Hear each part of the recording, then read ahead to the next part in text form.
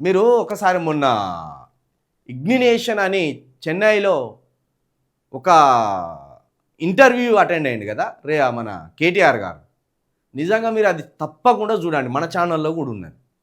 నాకేమనిపిస్తుందంటే కేటీఆర్ గారు ముఖ్యమంత్రి కాదు, ప్రధానమంత్రి స్థాయికి వెళ్ళే అర్హతలు ఉన్నాడు. ఆయన ఇంగ్లీష్ యాక్సెంట్ కావచ్చు, సమస్యల పట్ల ఆయనకున్న దూరదృష్టి కావచ్చు, సమస్యల పట్ల ఆయనకున్న లోతైన పరిశీలన కావచ్చు, జాతీయ రాజకీయాల పట్ల ఆయనకున్న విశ్లేషణ కావచ్చు, విజన్ కావచ్చు, ఆయన చెప్పిన తీరు చూస్తే నిజంగా ఈ దేశంలో ప్రస్తుతం కేటీఆర్ లాంటి ఒక యువ నాయకుడు లేడు. 100% ప్రధానమంత్రికి కావలసిన అన్ని అర్హతలు కేటీఆర్ గారిలో స్పష్టంగా కనిపిస్తున్నాయి.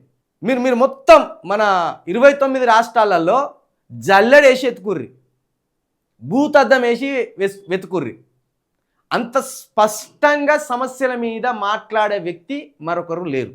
అంత స్పష్టంగా, ఏమాత్రం తొనకకుండా బెనకకుండా నాకైతే భావి భారత ప్రధానమంత్రి కేటీఆర్ గారిలో కనిపిస్తున్నారు. కావాలి కూడా, తెలంగాణ నుండి కేటీఆర్ లాంటి వాళ్ళు భావి భారత ప్రధానులు కావాల్సిందే. సరే, రాష్ట్రానికి నాయకులు వస్తూనే ఉంటారు, రాష్ట్రాన్ని సంగతి మన లాంటి యువకులు ఉన్నారు చాలామంది. కానీ ఆయన అయితే నాకైతే అట్లనే కనబడతాను, ఫ్యూచర్ పిఎం లాగా కనబడతాను కేటీఆర్ గారు. ఎంత అద్భుతమైన వాక్చాతుర్యం, ఎంత అద్భుతమైన సమస్యల పట్ల పరిష్కారాలు వెతికే ఆలోచనలు ఆయనలో అద్భుతంగా ఉన్నాయి.